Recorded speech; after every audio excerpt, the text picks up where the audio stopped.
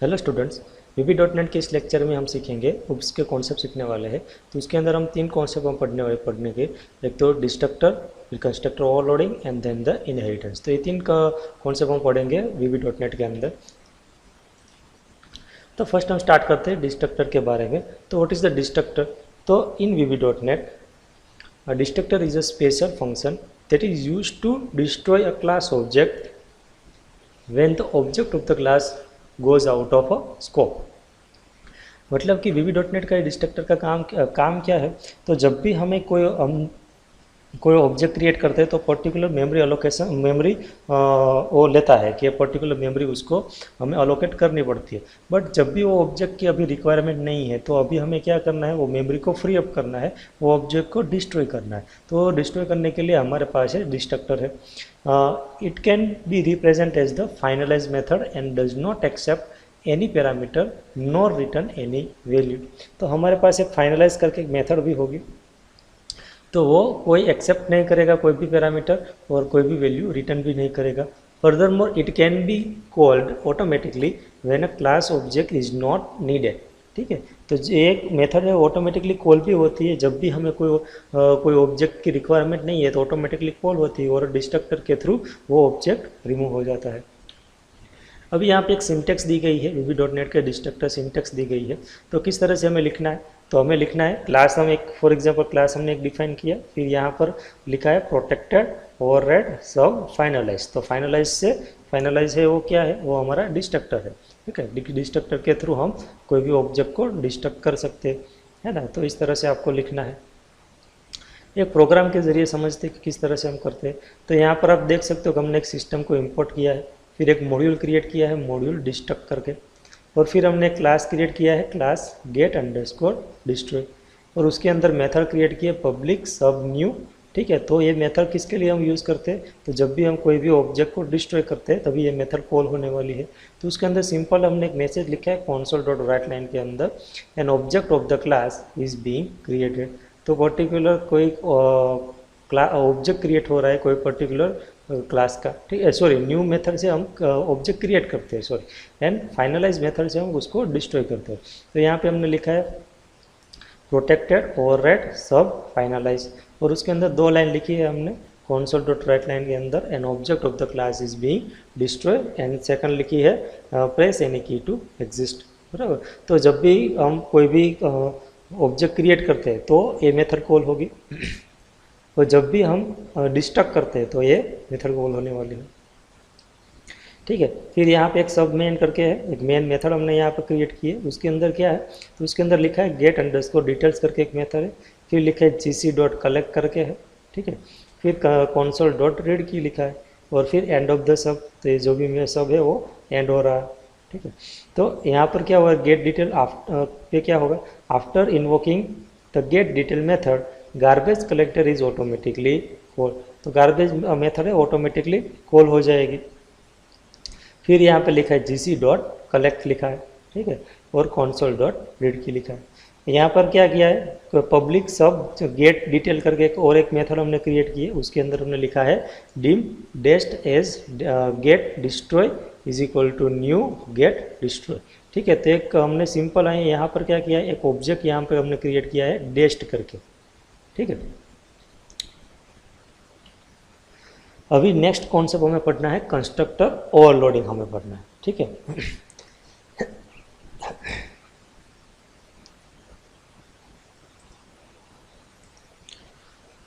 Next हमें देखना है कंस्ट्रक्टर ओवरलोडिंग देखना है। तो कंस्ट्रक्टर ओवरलोडिंग में क्या आता है? तो in VB.NET the overloading of a constructor is a concept in which we can overload constructor by defining more than one constructor with the same name but with different parameter list to perform different tasks।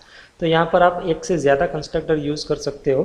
तो अगर constructor एक से ज़्यादा हो गए तो overload हो जाएगी, तो उसको हमें प्रोटेक्ट करने के लिए हम क्या करते हैं कि उसके डिफरेंट पैरामीटर्स हम दे देते हैं। फॉर एग्जांपल, एक कंस्ट्रक्टर हमने क्रिएट किया, उसके अंदर एक ही पैरामीटर है, दूसरा कंस्ट्रक्टर अंदर दो पैरामीटर, तीसरा कंस्ट्रक्टर अंदर तीन पैरामीटर है।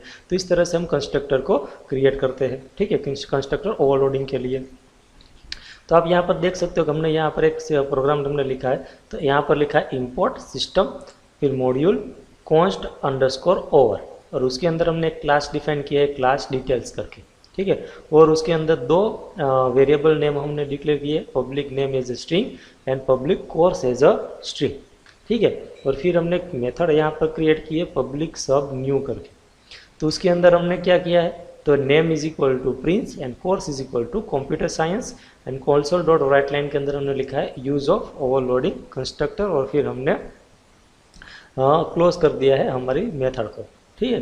तो ये हमने क्या किया है, हमारा डिफ़ॉल्ट कंस्ट्रक्टर है। तो जब भी हम फॉर एग्जांपल कोई कंस्ट्रक्टर नहीं क्रिएट करते तो वो टाइम भी हमारा कौन सा कंस्ट्रक्टर कॉल होगा, ये कंस्ट्रक्टर हमारा कॉल होने वाला है, ठीक है। अभी हम क्या कर रहे हैं, तो अभी हम एक नया कंस्ट्रक्टर क्रिएट करने वाले हैं पब्लिक सब न्यू करके, ठीक है। तो उसके अंदर हमने दो पैरामीटर हमने पास किए हैं। तो ये क्या हो गया, तो ये सेम हमने यह कंस्ट्रक्टर क्रिएट किया न्यू न्यू। तो अगर फॉर एग्जांपल हम यहाँ पर कोई पैरामीटर नहीं पास करते तो क्या हो जाता, ओवरलोड हो जाता, मतलब कि ये इससे ओवरलोड हो जाता, ठीक है। तो इसीलिए हमें क्या करना है, कंपलसरी हमें यहाँ पर कोई वैल्यू कोई पैरामीटर देना है जो इससे डिफरेंट हो, ठीक है। तो इस तरह से हमने दो कंस्ट्रक्टर क्रिएट किए। तो ये क्या है, पैरामीटराइज कंस्ट्रक्टर है। तो यहाँ पर हमने कॉन्सेप्ट पढ़ा कि कंस्ट्रक्टर ओवरलोडिंग। फिर हमने यहाँ पर लिखा है name is equal to A and course is equal to B, ठीक है। तो नेम और कोर्स है, तो यहाँ से हम तो ए हमने यहाँ से मिलेगा और बी हमें यहाँ से मिलेगा। फिर हमने एक मेन मेथड हमने यहाँ पर क्रिएट की है सब मेन करके। उसके अंदर हमने एक ऑब्जेक्ट हम क्रिएट करने वाले हैं, इस क्लास का ऑब्जेक्ट क्रिएट करेंगे, ठीक है, डिटेल क्लास का। तो यहाँ पे डी एज डिटेल, तो हम डिटेल क्लास का एक ऑब्जेक्ट क्रिएट किया is equal to new details. तो यहाँ पे एक ऑब्जेक्ट हमारा क्रिएट हो गया। अभी हमें क्या करना है, तो अभी हम दूसरा एक ऑब्जेक्ट क्रिएट करेंगे DET1 as details is equal to new details, and फिर हमने दो पैरामीटर पास किए हैं Peter and knowledge of data mining.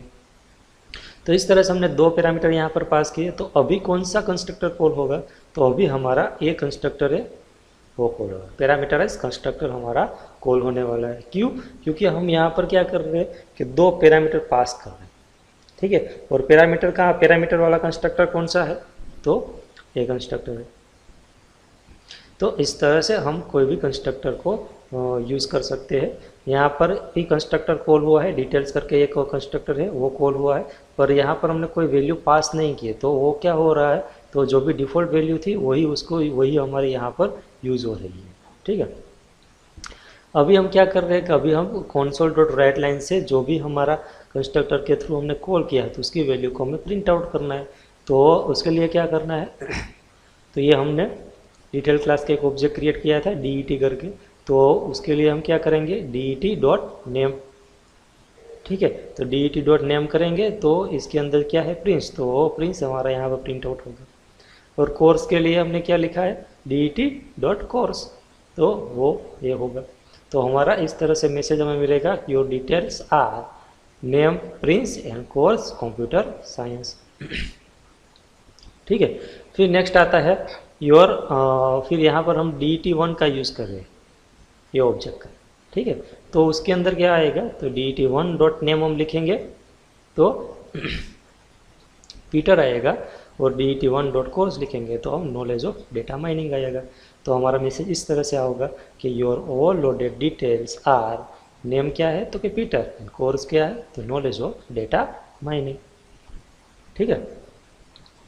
तो इस तरह से हमने देखा कि किस तरह से हम मेथड ओवरलोडिंग का कंस्ट्रक्टर ओवरलोडिंग का यूज़ कर सकते हैं।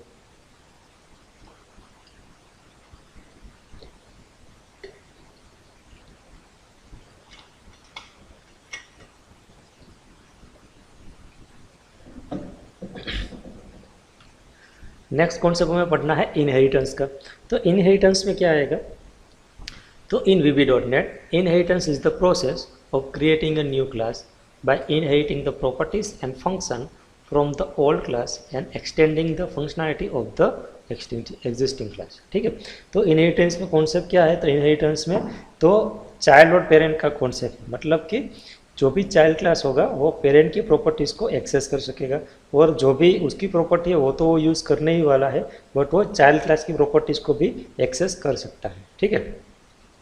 It also provides a reusable and faster implementation time of the code. तो इससे क्या होगा कि जो भी फंक्शनैलिटी है कॉमन होगी बेस जो भी पेरेंट क्लास की है ना, तो फिर से आपको लिखने की रिक्वायरमेंट नहीं है, आप सिंपली उसको इनहेरिट करके वो फंक्शनैलिटी को अपने क्लास के अंदर भी उसको यूज़ कर सकते हो। ठीक है। When we create a derived or inherited class, inheritance allow us to inherit all the properties of existing class। ठीक है। तो अगर हम क्या करते हैं इनहेरिटेंस का यूज़ करेंगे, तो जो भी इनहेरिटेड क्लास है हमारा, उसकी सभी प्रॉपर्टीज़ हम अपने क्लास के अंदर उसको यूज़ कर सकते हैं। तो जो भी ओल्ड क्लास है उसको हम बोलेंगे बेस क्लास, और जो भी इनहेरिटेड क्लास है उसको हम बोलेंगे डिराइव क्लास। ठीक है। तो ये डिराइव क्लास वो है हमारा चाइल्ड क्लास, और जो बेस क्लास है वो है हमारा पेरेंट क्लास। तो यहाँ पर हमने एक सिंटेक्स दी गई है, इनहेरिटेंस की सिंटेक्स दी गई है। तो यहाँ पर क्या लिखा है, first of all access modifier है, क्लास है, एक name of the base class है। एक्सेस मॉडिफायर मतलब कि जो भी आपको एक्सेस देना है वो पर्टिकुलर क्लास का, वो आप यहाँ पर दे सकते हो। फॉर एग्जांपल आपको पब्लिक देना है तो क्लास कौन सा हो जाएगा, पब्लिक हो जाएगा। तो मतलब कि वो कोई भी क्लास उसको इनहेरिट कर सकता है। फिर यहाँ पर आपने name of the base class दे दिया, आपने आपका जो भी नेम था आपका क्लास का वो नेम आपको देना है यहाँ पर। फिर यहाँ पर आपको क्लास को क्लोज कर देना है, और यहाँ पर उसके इन बिटवीन आपको क्या करना है, जो भी आपका इम्प्लीमेंटेशन है वो सभी इम्प्लीमेंटेशन आपको यहाँ पर लिखना है। अभी नेक्स्ट क्या है, तो एक्सेस मॉडिफायर है, क्लास है, फिर name of the derive class है। तो फिर से वही सेम चीज़ है। ठीक है। Inheritance inherit the name of the base class, मतलब कि हमने एक कीवर्ड यूज़ किया इनहेरिट्स करके, और अभी हमें क्या देना है, name of the base class देना है। मतलब कि ये जो भी हमारा क्लास था बेस क्लास, उसका नेम हमें यहाँ पर प्रोवाइड करना है। जैसे आप यहाँ पर उसका नाम प्रोवाइड करोगे, इसके अंदर का जो भी इम्प्लीमेंटेशन होगा, जितने भी डेटा मेंबर्स होंगे, जितने भी मेथड्स होगी, वो सभी चीज़ें आप कहाँ पर यूज़ कर सकोगे, यहाँ पर उसको यूज़ कर सकते हो। और फिर हमने क्लास को एंड कर दिया। तो इस तरह से आप क्या कर सकते हो कि एक्सेस स्पेसिफायर करके एक्सेस स्पेसिफायर करके यूज़ करके आप बेस क्लास क्रिएट कर सकते हो, या फिर डिराइव क्लास क्रिएट कर सकते हो।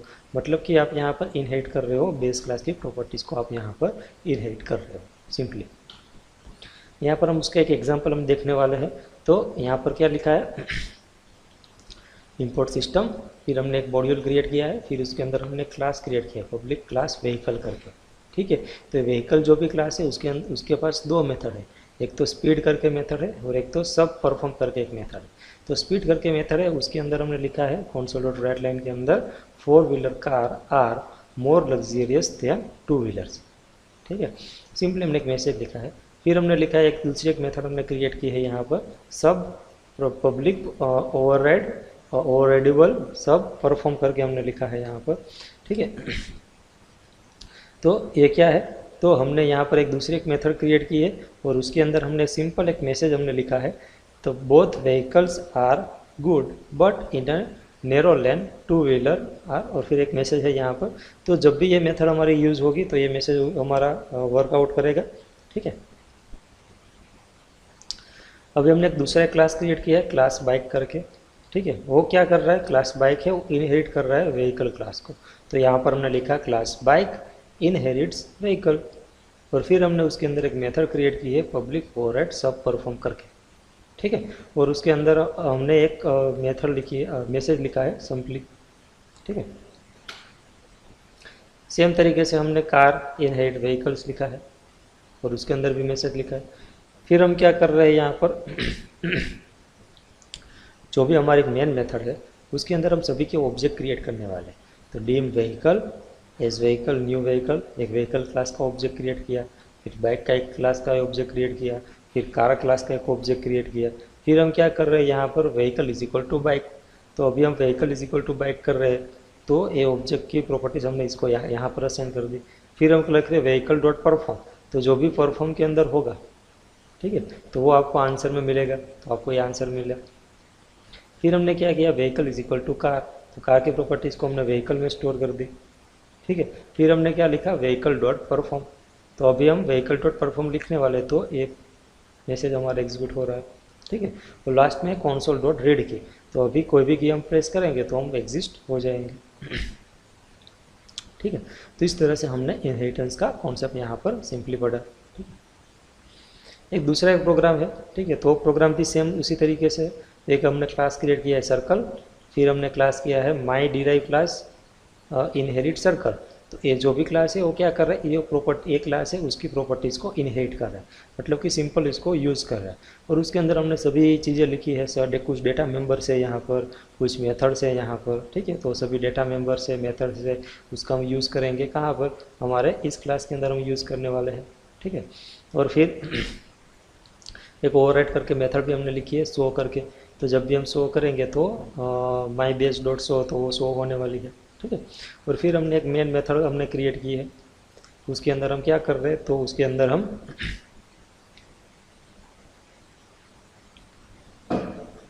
हम एक ऑब्जेक्ट क्रिएट करने वाले हैं, माई डिराइव क्लास का एक ऑब्जेक्ट क्रिएट करने वाले हैं, और वो ऑब्जेक्ट के थ्रू हम क्या करेंगे, शो मेथड को कॉल करेंगे।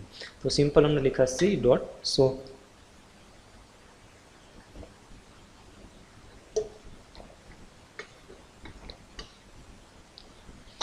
और फिर हमने लिखा console डॉट राइट लाइन के अंदर हमने लिखा कि प्रेस यानी कि टू एग्जिस्ट, कोई भी की आप एंटर कीजिए और एग्जिस्ट हो सकते हैं, ठीक है।